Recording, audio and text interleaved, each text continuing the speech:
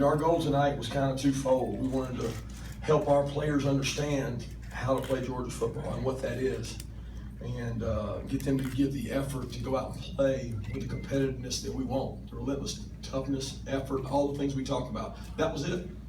It wasn't about the scoreboard. It was just about doing that. If I felt like we did that, then I'd be comfortable with how they play. But change is a process, and we're trying to change the culture and the demeanor.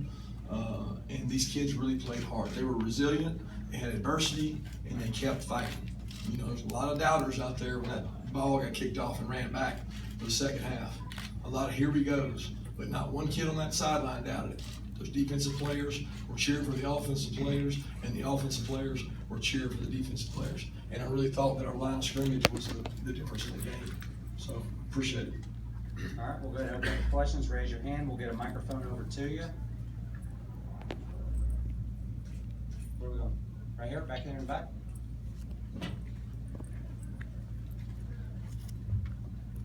Kirby, coming out of that touchdown by Carolina, was that the sort of mental toughness that you wanted from your team? How have you been sort of developing that? Because you said, here we go again. I think that was a feeling amongst the folks in the stands. How did you prevent that from spreading through the team? Well, I don't know that you prevent it in that moment. I think you prevent that every day in practice when you're out there for stretch, flex, and you're walking through and you're demanding excellence. And I've really been hard on these guys, and that's not going to change. And sometimes they wonder why. They wonder if I'm crazy, but that's why. Because if I can make it harder on them in practice, when things like that happen, they tend to respond better. And I'm really proud of the way they responded. All right, questions either for Coach or for Nick Chubb? Raise your hand. All right, we're going to go left side over here in the back.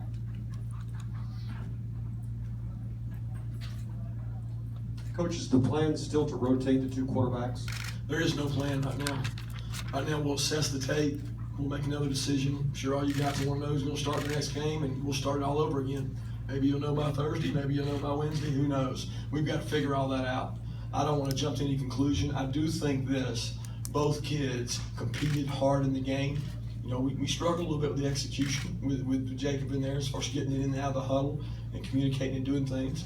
But he's got some other strengths. So I'm really proud of both of them because I went to Grayson several times while Jacob was in there, and he was cheering for Jacob. He wanted him to do well, and he knew that he was going to have an opportunity to come back in certain situations. So only time will tell. But I know this. There's a lot of good football players out there besides those two who deserve a ton of credit. Right here, front row. Nick, a lot of the carries your first game back. First off, how you feeling? Second off, was there ever a time in the game where maybe you had some heavy legs and had to battle through that? I'm feeling good. We got a chance to come out here, finally, play as a team, work hard for the season. And just to come back out here for my first time out here back with my teams, it felt amazing. And I took my mind off everything else, just playing for my boys that I've been with for the past couple of years. And throughout the game, I felt good. I felt good the whole game. I didn't know where I was at any given point, carries, yards, it doesn't matter to me. If the team calls on me, I know the whole team is behind me.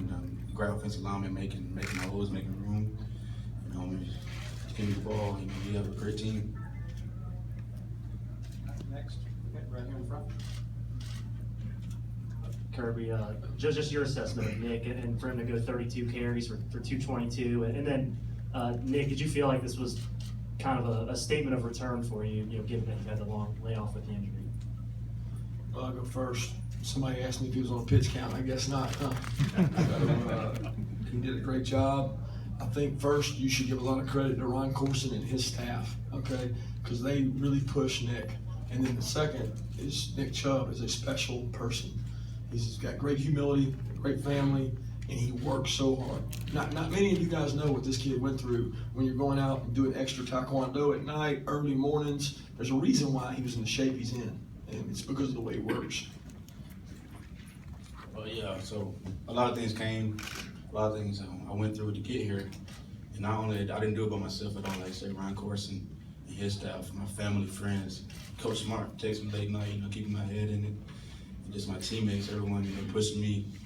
And myself, I'm doing it for them. I get up every morning, work out, at night, taekwondo workout. A little track stuff with the track team. And it wasn't for myself, it was for my teammates. 10 months ago, I was injured It was bad. Never been in that position. I was down, out of pain. I could have done two things: just laid down there, never got up, or what I did, push myself. I had a lot of support from everyone around me. In this game, I wasn't out there by myself at all. There was a lot of other guys out there with me, allow this type of performance. And I'm just proud of everyone. I'm glad to be a Georgia Bulldog. I'm truly blessed. Right here in the middle. Coach, you mentioned the line of scrimmage, both comments about both DL and OL, especially a lot of big holes for Nick and all the running backs.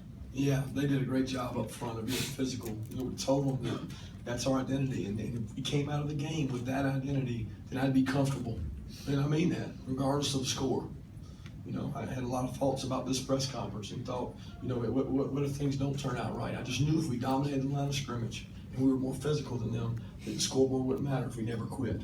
And the kids kept fighting, and they won the game up front. I mean, they really did, because our ability to run the ball was the difference in the game. Okay, we'll go right here.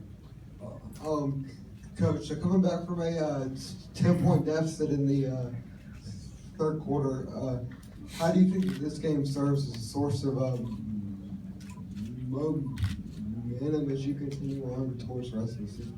I think it shows two things. A, we got to work on kickoff coverage. All right. B, we got to continue to improve all special teams. But it shows that these kids will never quit. They got to push. It's going to happen again. Teams, especially in our league, are really good teams. So we're going to have those situations come up. Sure, we want to build on it, but we got to be careful too. This is one game, and we can't fall in that trap.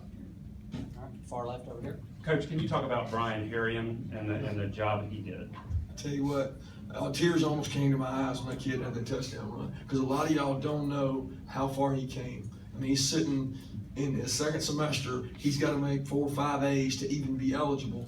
Had a great relationship with him from Alabama. We thought he was a really good player when I was over there. And I was like, just hang on. Don't sign. Just wait. We'll be there for you if you can make your grades. And for that kid to come as far as he did, get thrust into the limelight, and go out there and do what he did, it's really special. And he's got a lot of improving to do. He's got to improve on his protections. He's got to improve on his ball security. But he's certainly got 2 great guys to learn from. So I'm really proud of Brian. Right here, Mark. Kirby, the experience of being in game as a head coach for the first time, was it about what you expected? Were there any surprises? And to get a win over a ranked opponent in the first game now, what does that mean for you? It's a great feeling. It's one game. And to be honest with you, how I felt, it was really weird. Comedy of errors, flipping over on the headphones, trying to figure out who I'm talking to, because I didn't have to do that before. That was different, trying to find special teams. Not feeling like I'm coaching my players, because I've always thought that was my best asset, to go coach the players. And try to stay really positive and not get down on the guys. So it was a unique experience for me that I'll build on and learn from. Nick, given all the build-up for this game, with you coming back and the new coach and everything, how important was it to win? I mean, did you feel like it was a must-win game? Not necessarily a must-win game. I know we prepared, in the off-season and in fall practice. Every day the coach demanded us to work hard, and at any given time, just give our all, and that's what we did. We worked really very hard. All our team we brought into the new system, and we prepared for anything that was coming at us. Right here in the middle.